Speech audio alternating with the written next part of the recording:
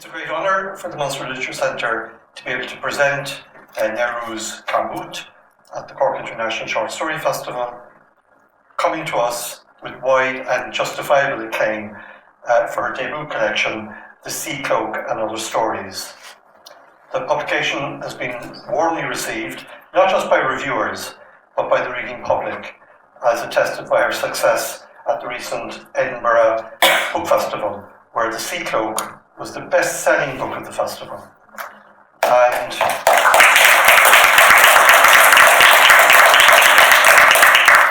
I do recommend it. It's an exquisite collection holding in very delicate balance personal, familial, societal, political and intellectual concerns. Nayrouz, though born in a refugee camp in Damascus, has, since the age of 11, been resident in Gaza, which is, for the most part, the setting for her stories. She's a journalist, an activist, a campaigner for women's rights. She established the Violence Against Women unit at the Gaza Ministry of Women's Affairs, and she most certainly is an imaginative and affecting writer. When researching Nayrouz, I came across a recent statement of hers, which I found arresting. Creativity is a revolution, and I believe this revolution is a woman. I ask you now to please welcome Nayrouz Qarmout.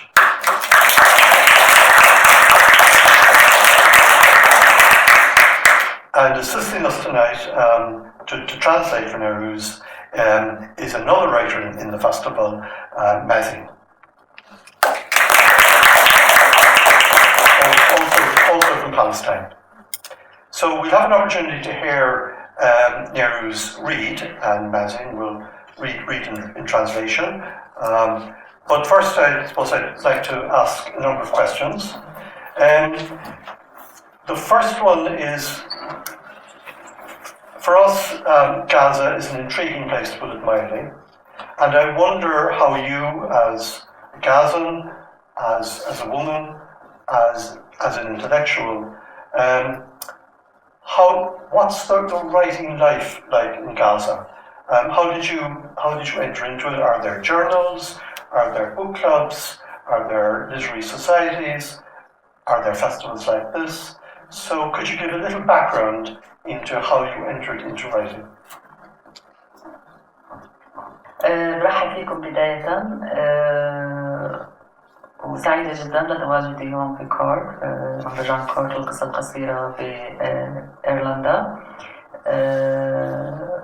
حول السؤال، طبعا هنالك في غزة إطارات خجولة تدعم الكتاب والمثقفين. هذه الإطارات قد تكون حكومية أو غير حكومية، ولكنها لا تستطيع أن تدعم الكتاب هناك في غزة كفاية.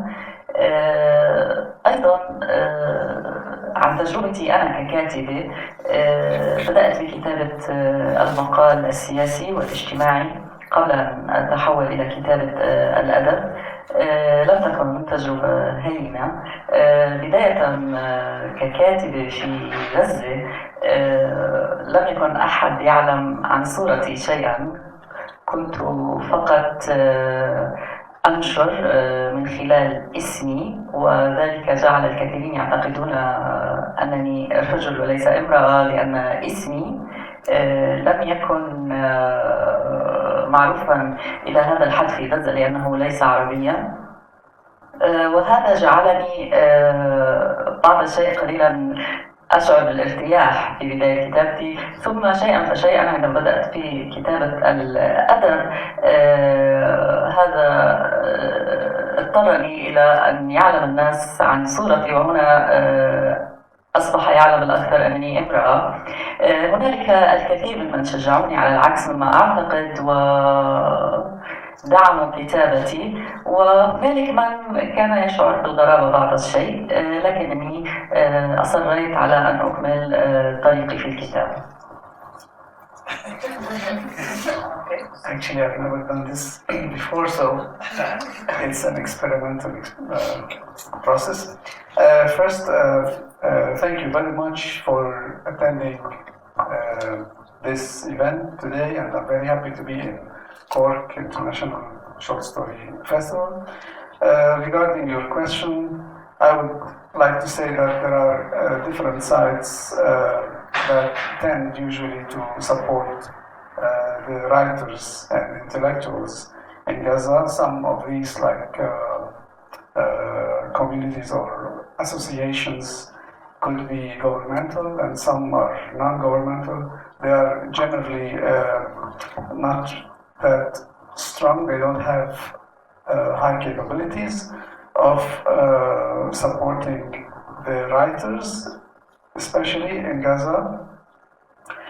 And I started first by writing the political articles and social articles, and then I moved to literature. It was a difficult experience because as a female writer in Gaza, I was just using my name, I was just publishing articles, signed Nayrouz Qarmout.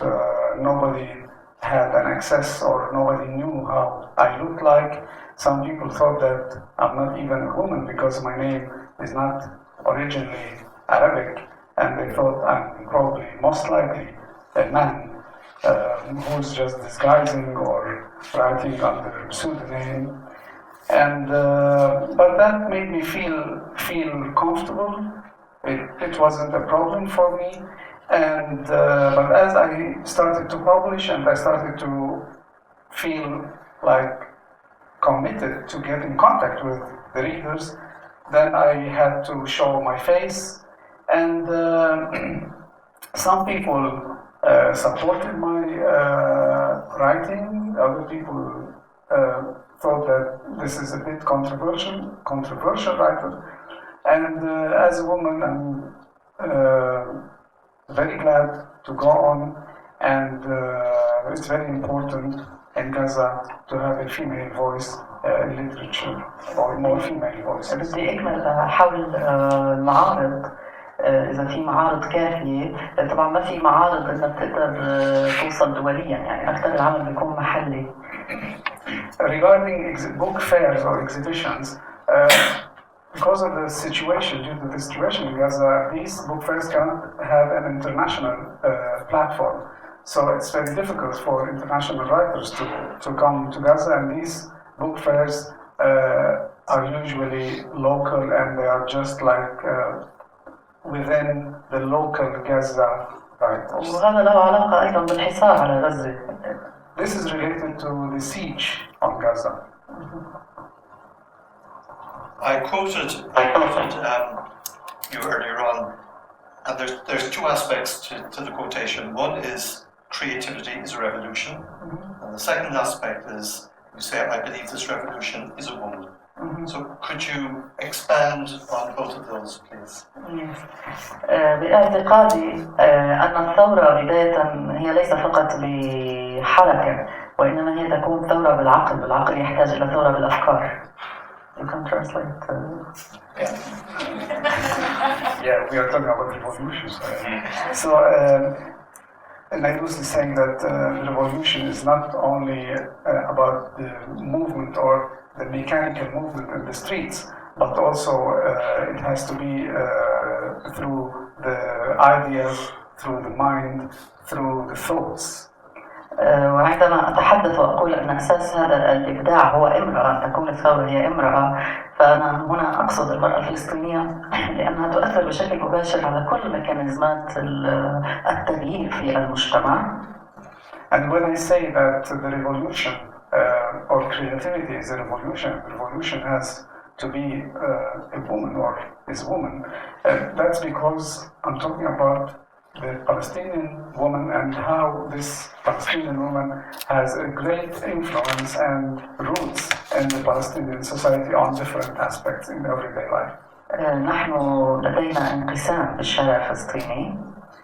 And the Palestinian scene is divided. The political Palestinian scene is. أعتقد أن المرأة هي أم بالأساس وتستطيع أن تؤثر على آراء الأبناء في جسر هذه الهوى السياسية الموجودة بالشارع. So the woman can play an important role as a mother who can influence her children and help like closing this gap between the Palestinians between Gaza. هذا من جانب، ولكن أيضا أريد أن أركز على وضع المرأة الفلسطينية في مجتمعها. أعتقد أنها استطاعت أن تكون أكثر تعليما وأكثر عملا، ولكن تطورها لم يخرج إلى الآن عن الأدوار المطلوبة منها شكليا، أي أن هناك أداء ظاهريا، ولا أعتقد أنه قد وصل إلى العمق في أن يحدث ثورة في المجتمع. وهذا ليس فقط ينساق على المجتمع الفلسطيني، وإنما أيضا بكافة المجتمعات في العالم. Okay,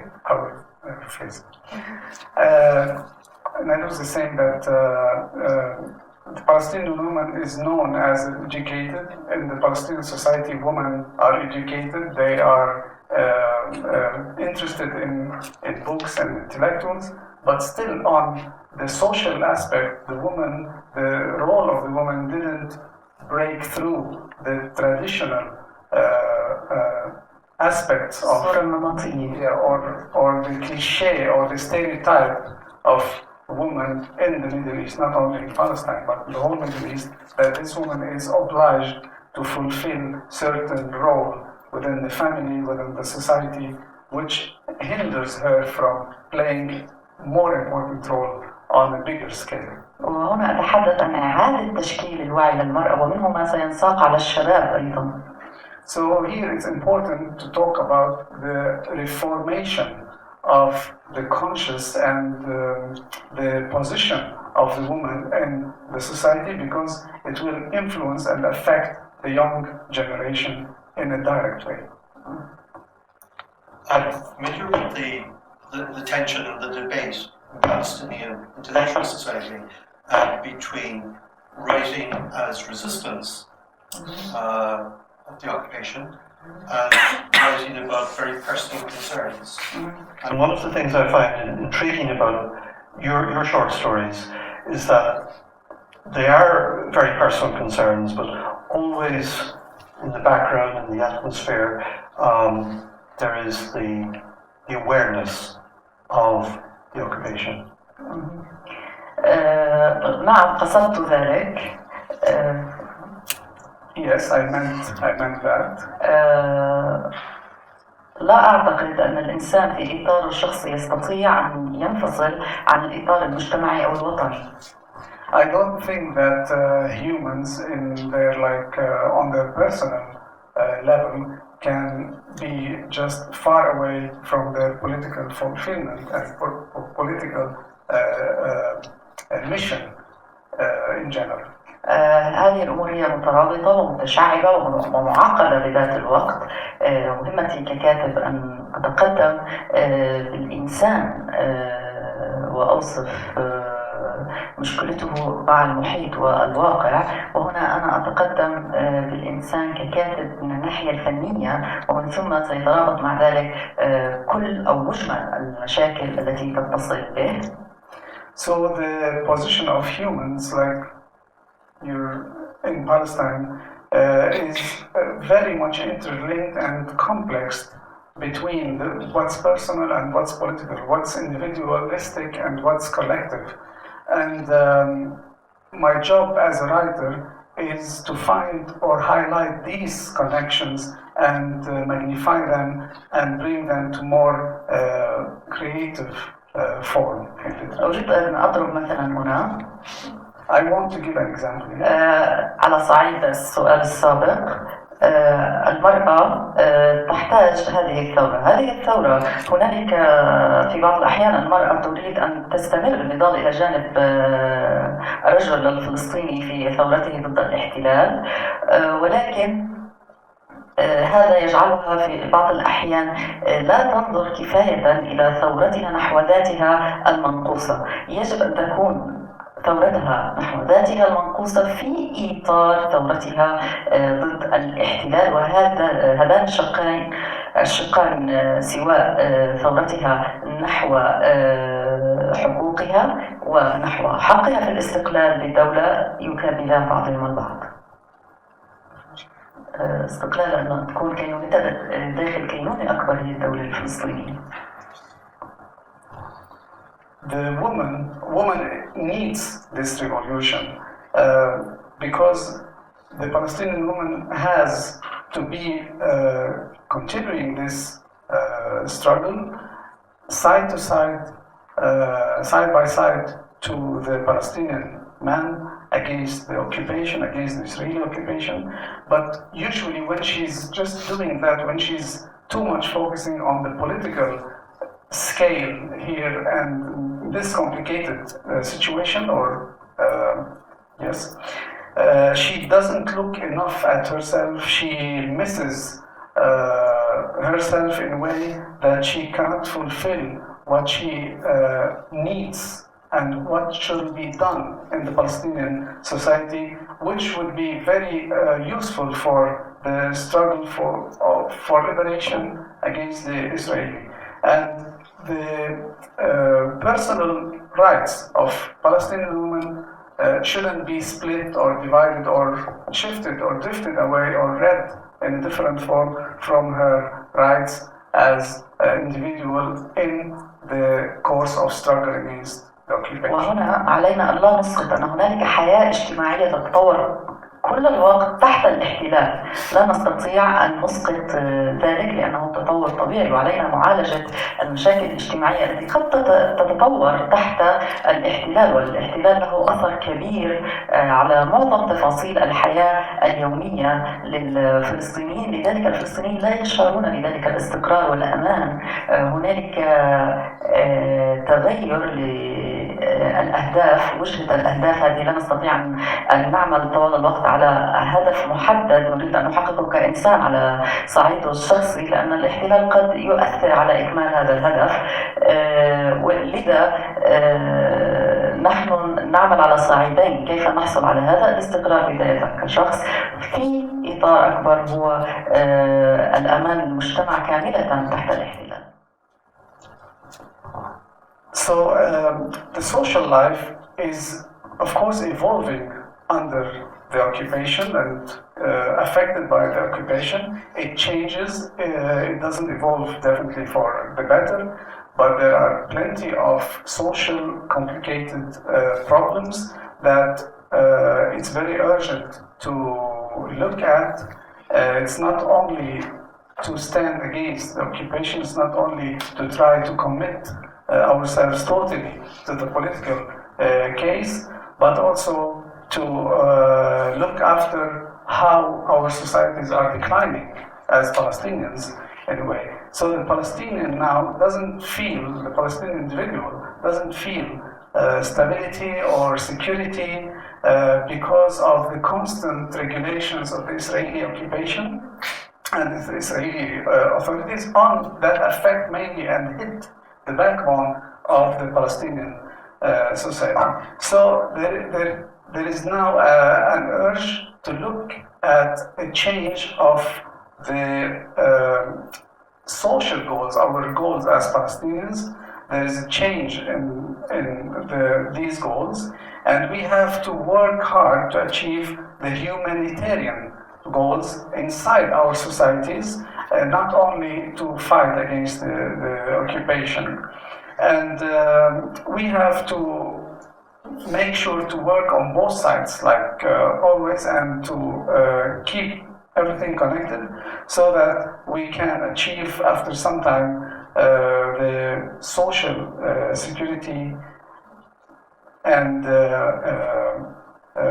equal rights for everyone. أريد أن أضيف هنا أن الفلسطيني أو الكاتب الفلسطيني كل الوقت استطاع أن ينقل إلى العالم المعاناة من النكبة والنكسة، ولكن هذا جعله يشعر بهذه العقدة من النكبة وعقدة الذنب التي أريد أن أتحلل منها من خلال كتاباتي.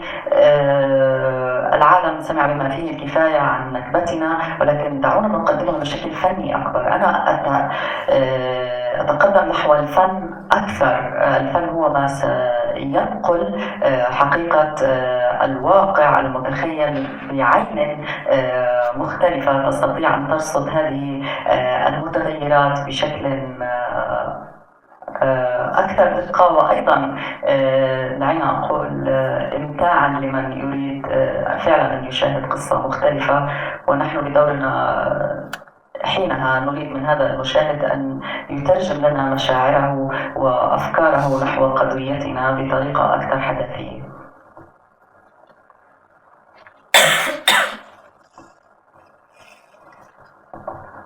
It's been known through history that the Palestinian writer was fully committed to reflecting the cause of Palestine, the Nakba, the Naksa, 1948-1967 crisis, the Palestinian crisis, and the exodus.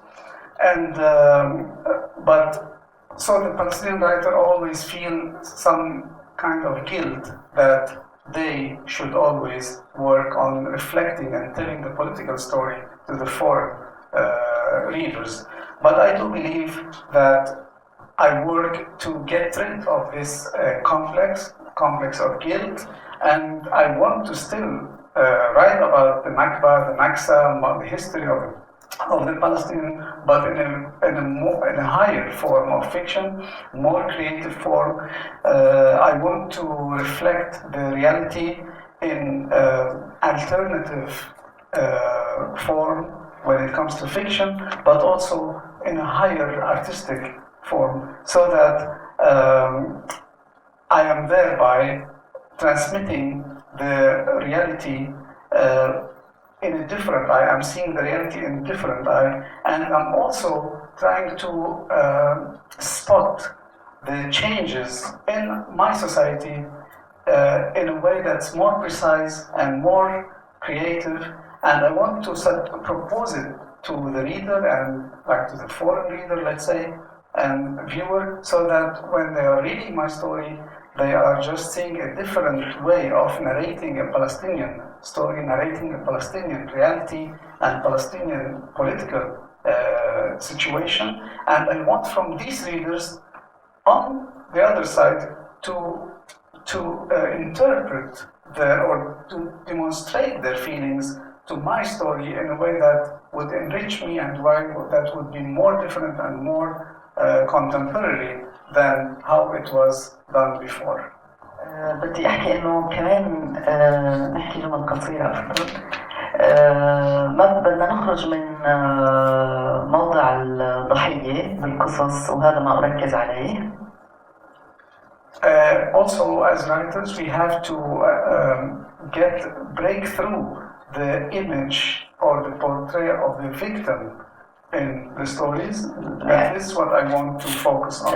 لأننا لا نريد استعطاف الرأي العام العالمي، على العكس نريد أن نتحدث كما سؤال هو أن ما هي المقاومة؟ المقاومة ليست فقط ضد الاحتلال، المقاومة هي ضد كثير من المساوئ التي نحملها نحن كإنسان أيضا، فنحن لسنا ملائكة. في بعض الأحيان تصويرك ضحية أكثر من اللازم أو تصوير انتصارات أكبر من اللازم ستكون ثقل علينا، على عكس ما هو مصور للإنسان الفلسطيني نفسه. فهنا أريد أن أعالج الفلسطيني نفسه من كثير مما أصبحت هنالك أفكار شائعة لديه منذ أكثر من 60 عاما.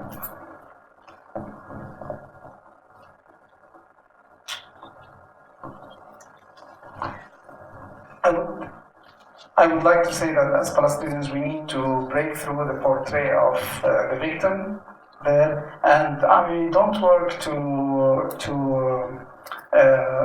withdraw the emotions of the public worldwide.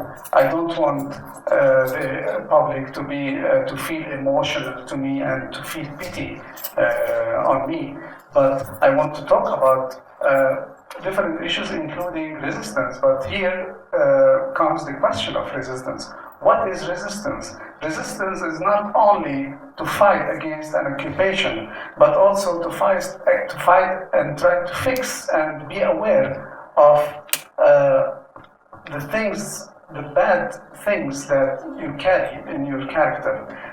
Because we are not angels, we all have our flaws, and as we acknowledge these flaws, we work on to fix them. And when it comes to the Palestinians, when we usually portray like all these victories that are not real, but just like fictional, and they are just like stories told about our heroism, how strong we are, how victorious we are, these stories become burden on us. So we cannot, it doesn't help us get better, it doesn't help us get in contact with our humble reality there. So in my stories also, I'm not only going to, or not writing for a foreign audience or like strangers, like random strangers, but I also want to write for a Palestinian to treat these Palestinians or cure them from like thoughts that have been roaming the society since 1948, and these are like related to the victims and the heroes. جملة إن كانت الانتصارات تدلل على وجودنا فبنظري الأخطاء التي نحملها تدلل على وجودنا أكثر. So if the victories like would be sign about our existence, our mistakes are more like a bigger sign about the same existence. وهذا لا يلغي صمودنا إلى الآن. Which doesn't also cancel our persistence and existence in Palestine. Okay, I think it's appropriate now if you would read some passages from the collection, and Mazen can read those passages in English. أما هي في انشغال الجميع تطارد خيالها إلى بحرها، ضجيج الماضي يؤرقها، رداؤها الأسود يتطاير مع الهواء، ومنديلها يبعث السلام إلى كل نوارس الشاطئ، وصهيل الخيل الذي ينمو داخلها في كل خطوة تتقدمها نحو عمق البحر. شاردة والرياح تحملها كحورية بحر، الماء يكسوها، الوقت يسرق خطواتها إلى بحر لم تعلم أنه تسلل على غفلة إلى ذاكرتها. ما بين عبق الحنين وعبق البحر تتلاطم الذكريات في عقلها والأمواج على جسدها، تشعر بلسعة حبيبات رملية على بشرتها الناعمة، تقرصها الرمال، لا تقوى البروق خارج ردائها الأسود، تدرس قدميها في رمال الشاطئ المبتلة، ترسم خطواتها كأثر الفراشة على زهرتها المبتلة بالندى، تتقدم خطوة الخائفة إلى ما سيكون، تشعر بقدمها تسقط في حفرة أعمق مما تحتمل السقوط إليه، تتقدم فرحة بسقوطها، تبلل قدميها العاجيتين، تلمع عليهما حبيبات الرمل الذهبية. تعوم بجسدها على عمق أكبر، تتسلل المياه داخل ردائها حتى ينتفخ، تشعر بدغدغة تفوق أنوفتها على التحمل، تشعر بشبق أكبر، تعوم أكثر، لا تشعر بأصداف البحر، تجترح أسفل قدميها، والدماء تنزف لتكمل مخبلية المنظر حتى وإن كانت بدمها الأنثوي، ألم وشبث يتملك جسدها، رغوة الأمواج تحيطها كسوار مخفوق بغزل التلبانات والعسل، وما أجمله من سوار حواضه تلتصق بضياء العسل الذي يمتص رحيقه من لهيب الشمس. But she was oblivious to the surrounding bustle, pursuing her elusive memories as they led towards the sea. The noise of the past would grant her no respite. Her black dress rustled in the breeze, and her headscarf fluttered, a greeting to the seagulls. With every step that carried her closer to the water, she heard what sounded like the neighing of horses growing steadily louder inside her. She drifted forward, carried like a mermaid by the breeze, her thoughts entirely immersed in the waves before her. Time was stealing her steps away, and the sea, without her realizing, had already sunk into her memory. Between the fragrant scent of nostalgia and that of the sea, memories crashed together in her mind as waves surged towards her. She felt the sting of sand biting at her soft skin and longed to escape the black folds of her dress. She sunk her toes into the wet sand, her footprints as light as a butterfly's, dissolving instantly away. She moved forward, fearful of what was to come. Her foot had plunged into an abyss too deep to escape. But she continued, happy to have fallen. Her ivory feet were now soaked, and golden grains of sand glistened around her. She swam further out, water seeped beneath her clothes, until they ballooned around her. She felt an excited tingle that was almost too much to bear. Arousal grew inside her as she continued onwards, oblivious to the seashells cutting the bottom of her feet, making the moment complete with a few drops of female blood. Pain and desire gripped her. Sea foam surrounded her like a bracelet of honey entwined with froth of wood candy floss, its edges gleaming with golden light as it absorbed its nectar from the sun above.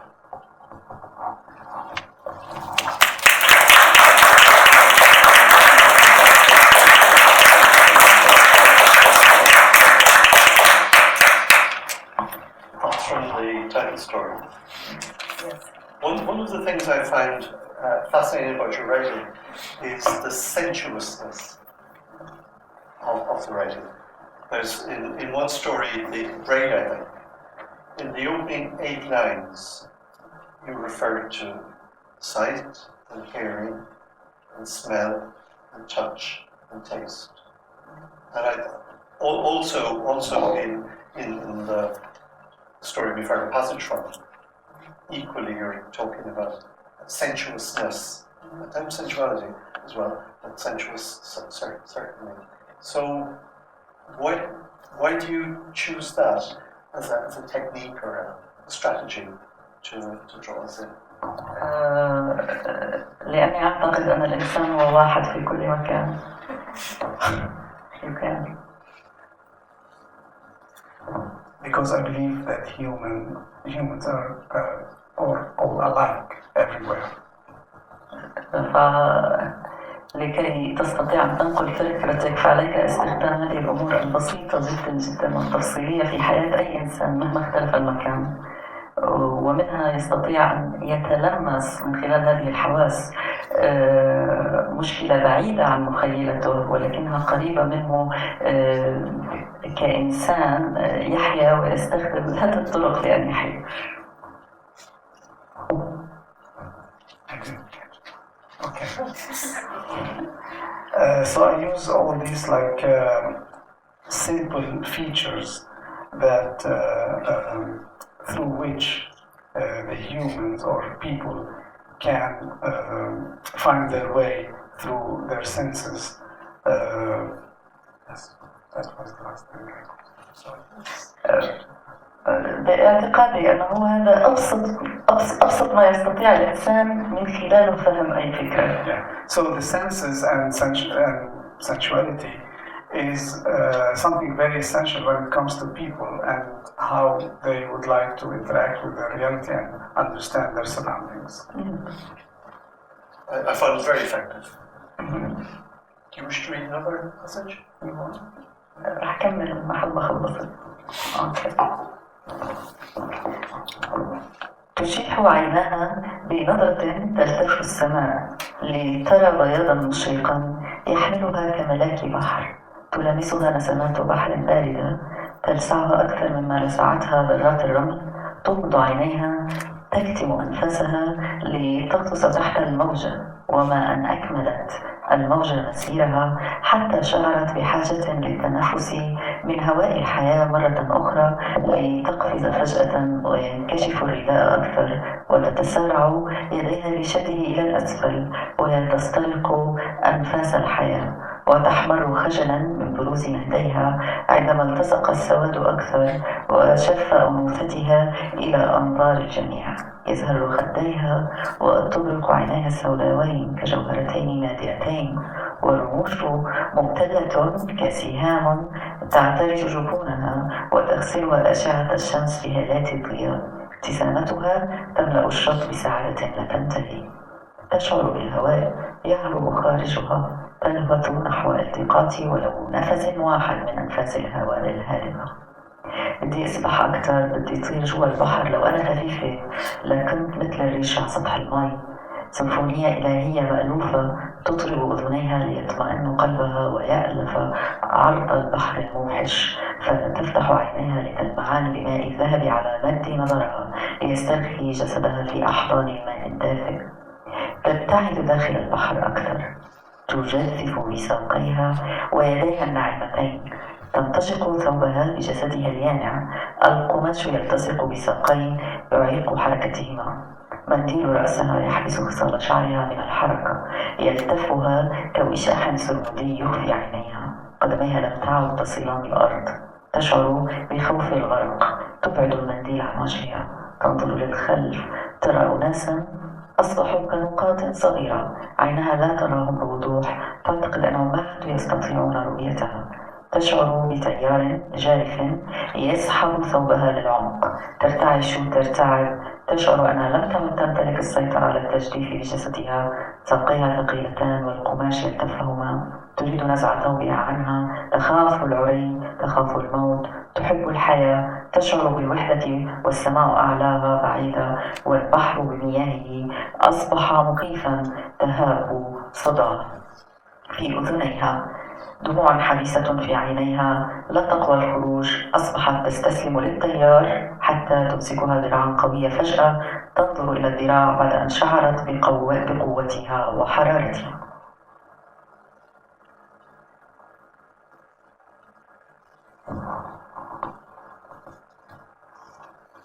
Gazing up at the brilliant white of the sky, she was carried along like an angel of the sea.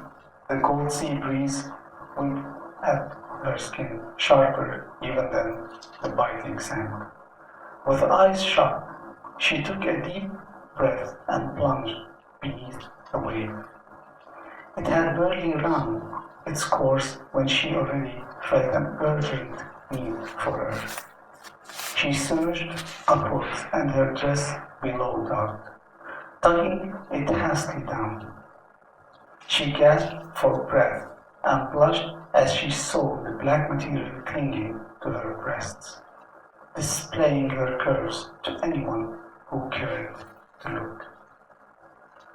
Her cheeks glowed and her dark eyes shone like precious stones, fringed by eyelashes as sharp as arrows. Rays of sun bathed her in a halo of light, and her smile filled the shore with boundless joy.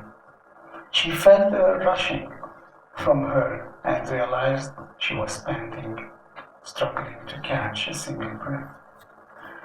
"I want to keep swimming," she murmured to herself. "I want to fly beneath the waves. I want to be as light as a feather on water." The sea's symphony, familiar and divine, caressed her ears. Her heart slowed and reached out to the desolate expanse of water. She opened her eyes and was dazzled by golden ripples stretching out as far as she could see. Her body sunk into their warm embrace.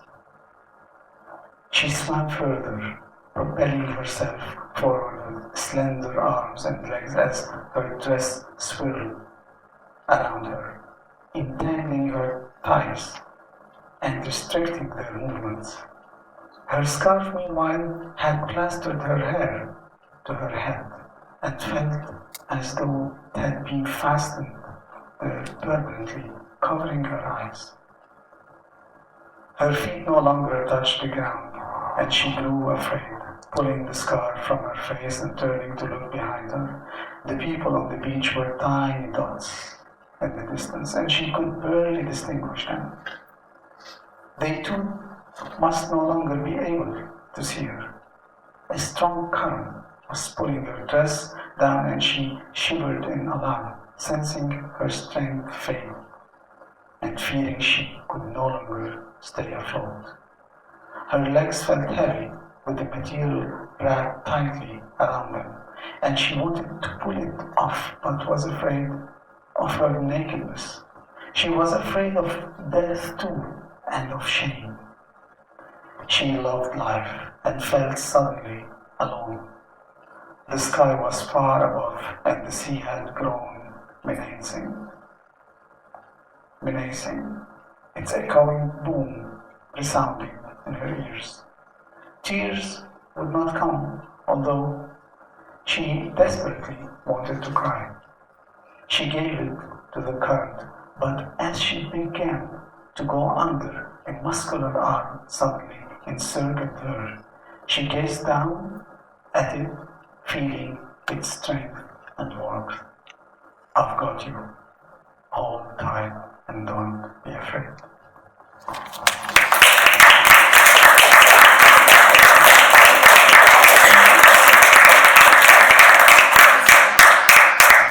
If people do have questions, we're very happy to take them.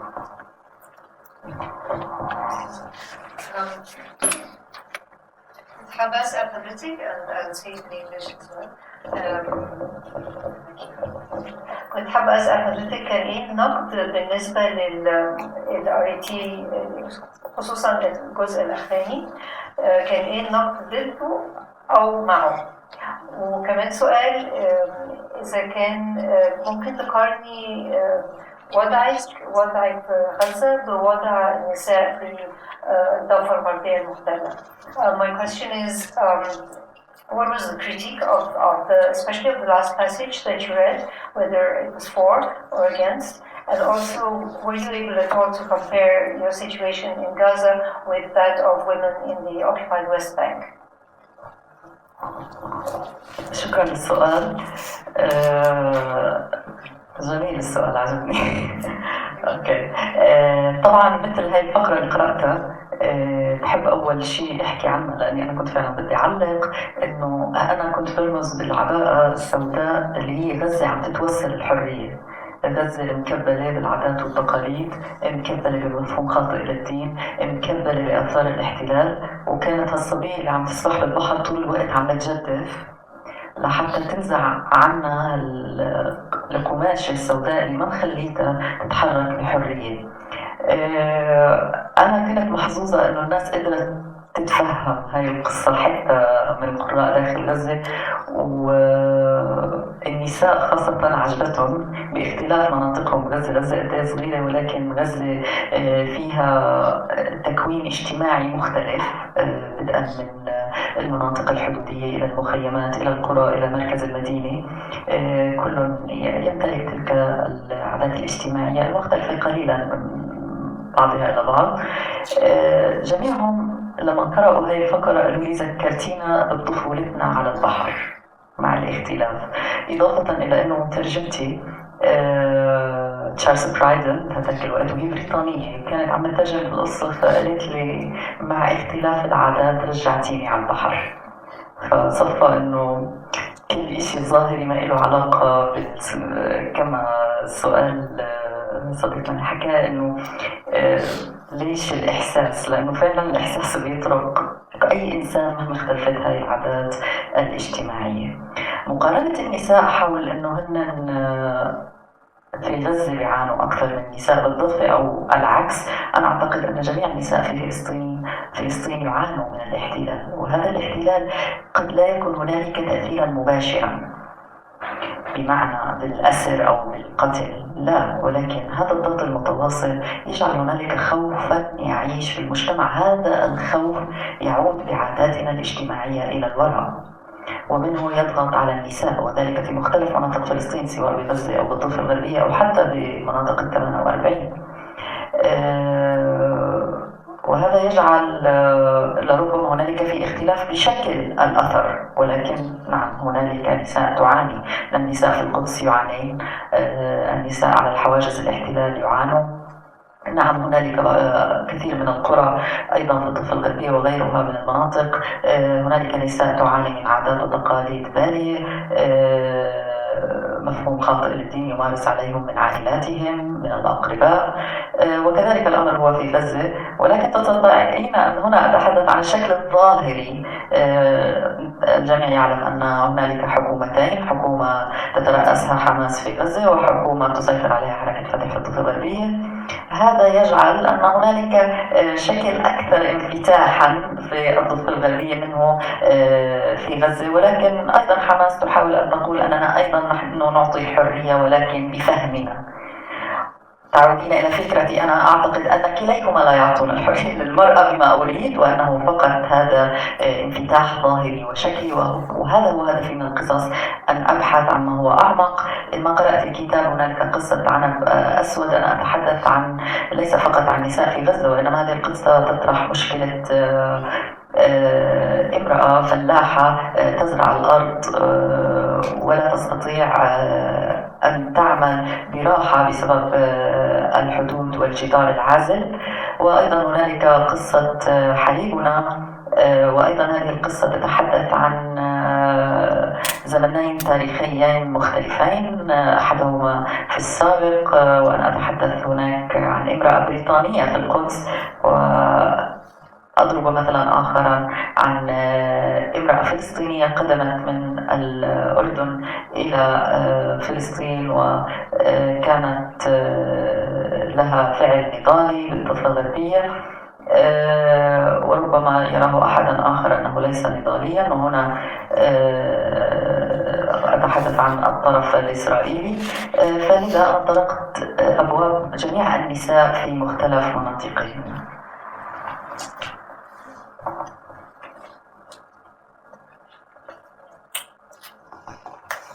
Thank you for the question.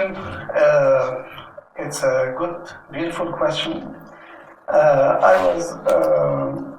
I want to talk about the passage that I read from, because I was referring to the black material, to the black dress, like the abaya that this woman wears in the story as a symbol of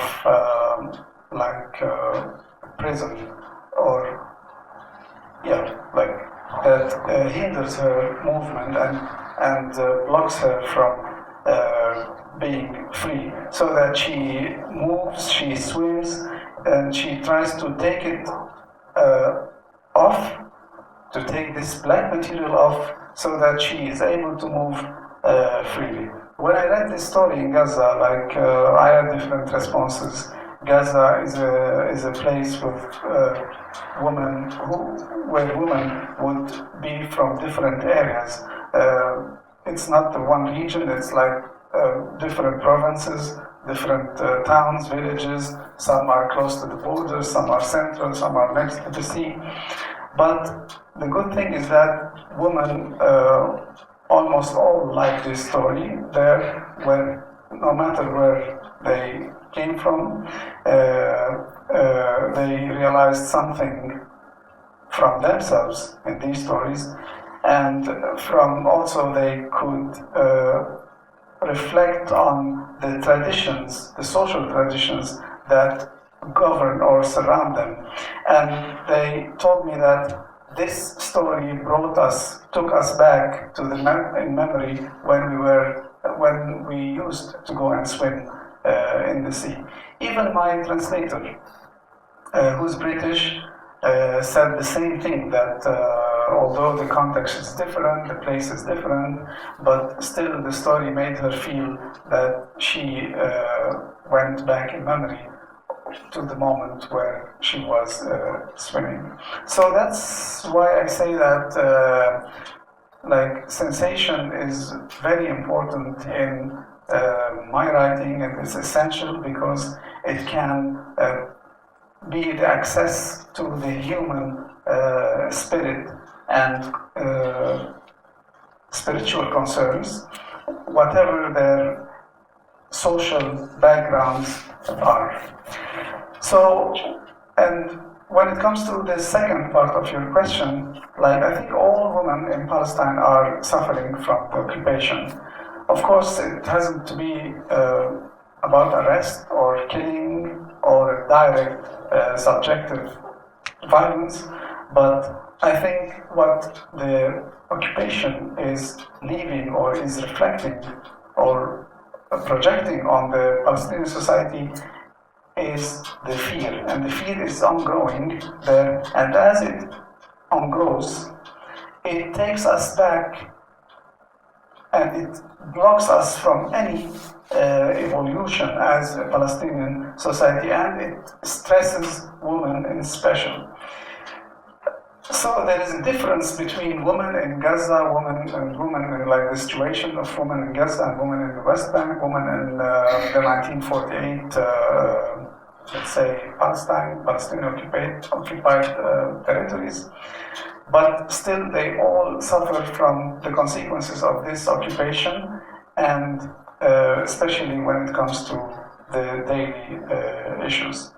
Also, I want to say that women suffer in Palestine from traditions, from stereotypes, from conservative considerations, and some women are also treated according to the wrong interpretation of the religion that block them and oppress them.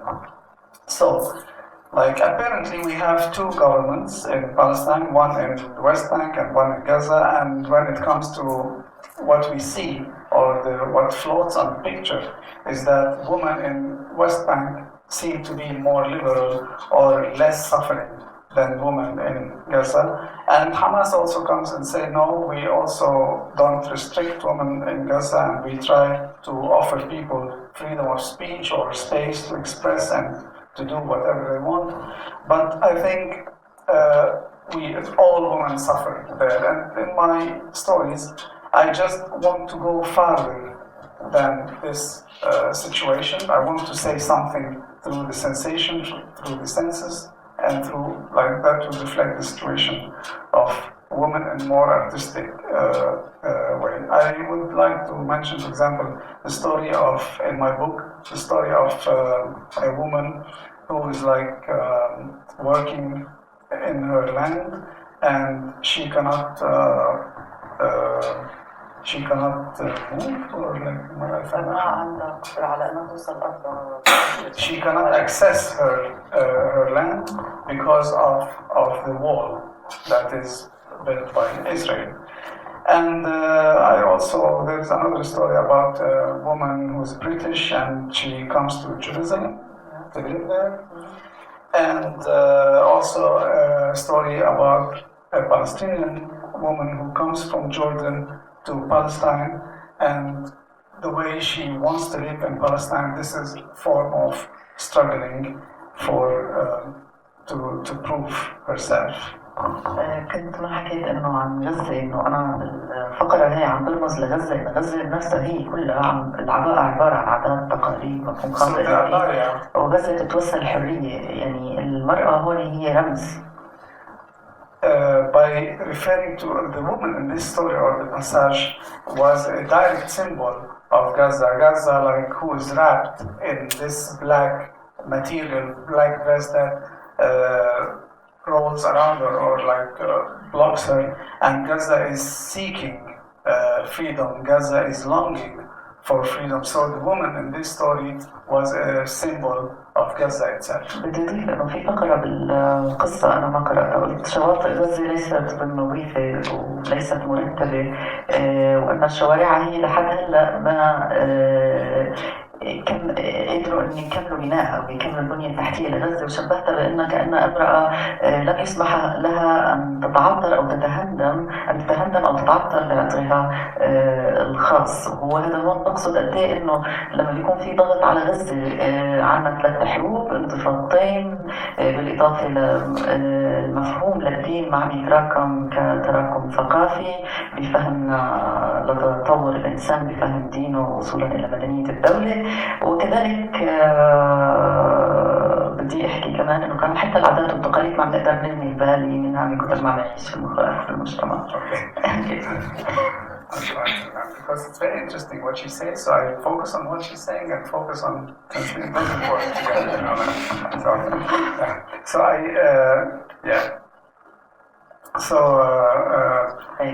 I can say sentence.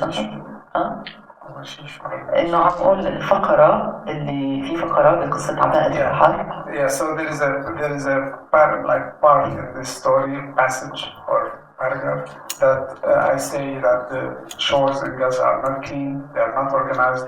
Also, the streets in Gaza are not fully constructed. The construction of these streets or roads was not finished. The infrastructural component in Gaza is still unfinished, as if Gaza is a woman that is not allowed to be herself, is not allowed to put the perfume she wants to put or to put the dress on that she wants to put. Okay, we're coming to the conclusion. We've heard a couple of passages from the title story, which I would urge you to read. It really is exquisite, the Sea Cloak. But I'd like to quote finally the final line from your collection. The final story concerns, and forgive me, my memory may not be correct, but it concerns boyfriend, girlfriend, driving in the car. She is more progressive, he's more conservative.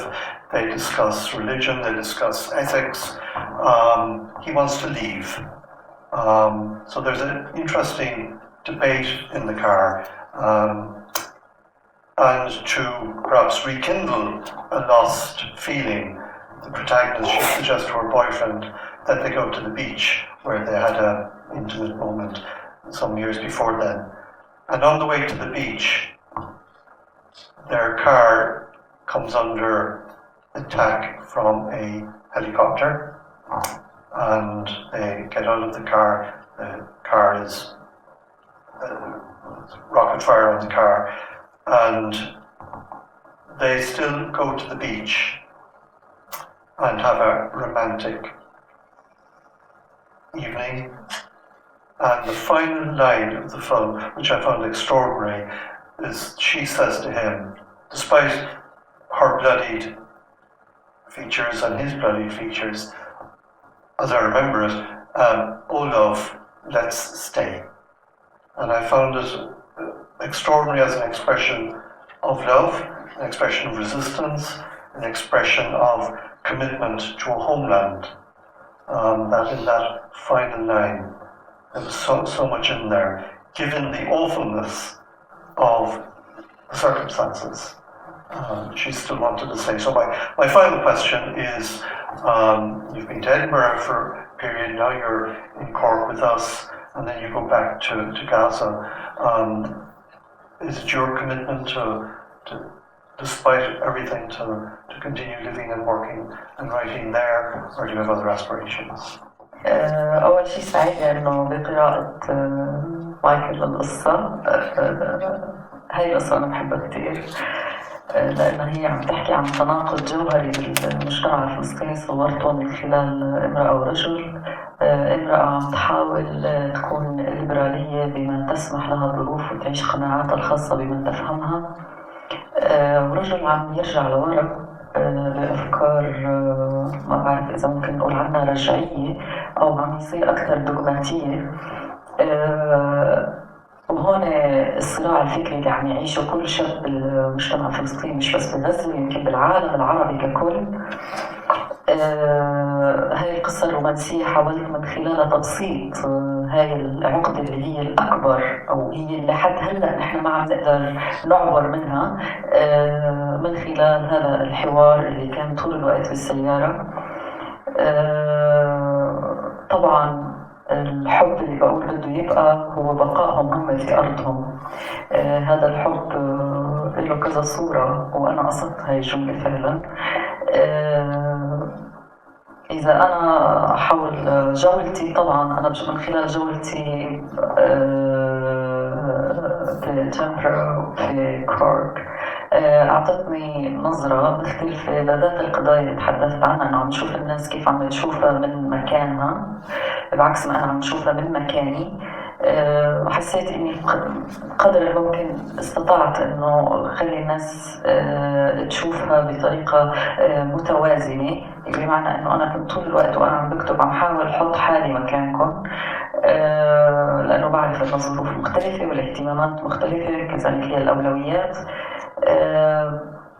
هل رغم كل هاي الظروف بدي ارجع غزة؟ اكيد، لانه مثل هيك بيئة دائما الصراع بيحط على الابداع. انا هيك عندي قناعة، يعني نحتاج للسلام بس برضو الصراع هذا جزء من حياتنا، لانه الصراع بعتقد انه عم يتطور ليس فقط هو صراع ضد احتلال، وانما الصراع الفلسطيني قاعد عم يصور صراعات عالمية وإقليمية أكبر عم تتفجر على أرضنا، وعم تخلينا نحن بقربنا منها عم نشوفها بشكل أسرع وبشكل دقيق وحديث. هذا لمن يهتم بذلك، وأنا عندي هاي الاهتمامات إنه فعلا أضلني عم شوف الصراع لوين عم يروح. في نوع من الشغف عندي ككاتب.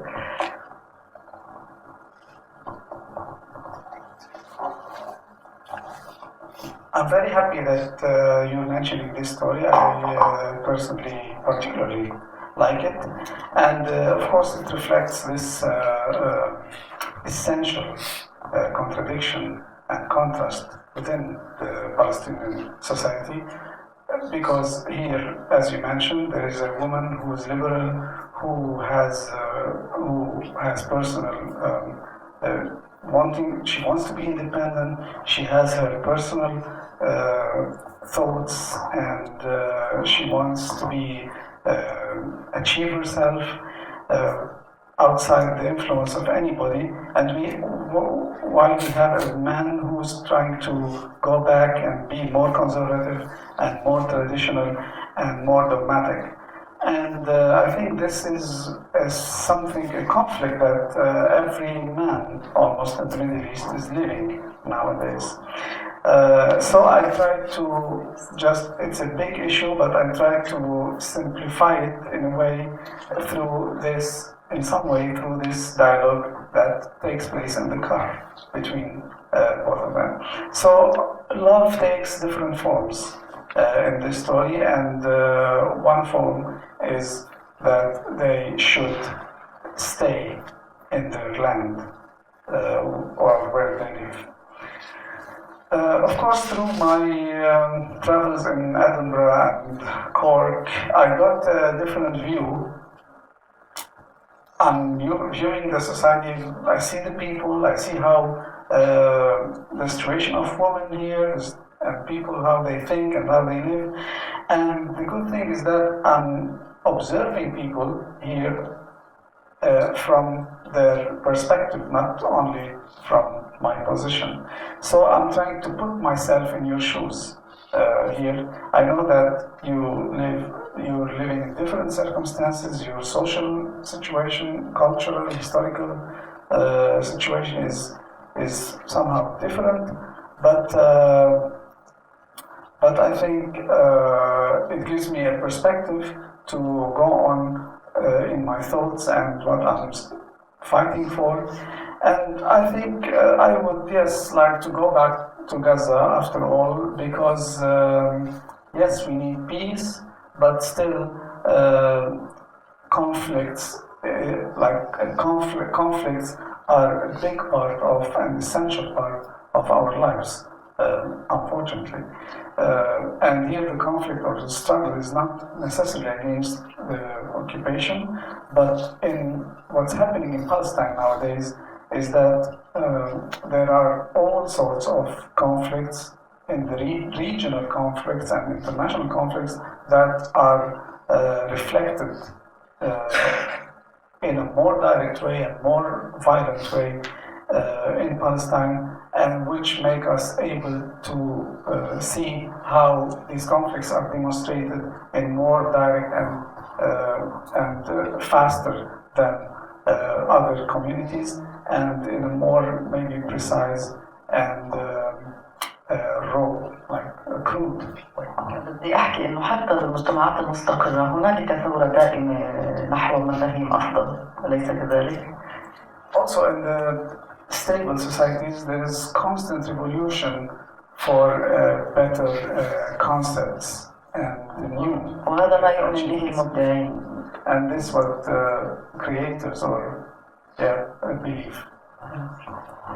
Okay, first of all I'd like to thank Maarouf for stepping in to do the translation. Mazen is reading from his Booker-nominated collection, Jokes for the Gunman, here on Friday at 7:30, and that's highly recommended. And particularly, it's been a great honour and pleasure to have the opportunity to meet and hear from Nayrouz Qarmout, and to have her read in Arabic from her wonderful collection, The Sea Cloak and Other Stories. It's a brief collection, just a little over 100 pages. It's on sale outside, and for The Sea Cloak in particular, I'd urge you to consider buying it. Thank you. Thank you.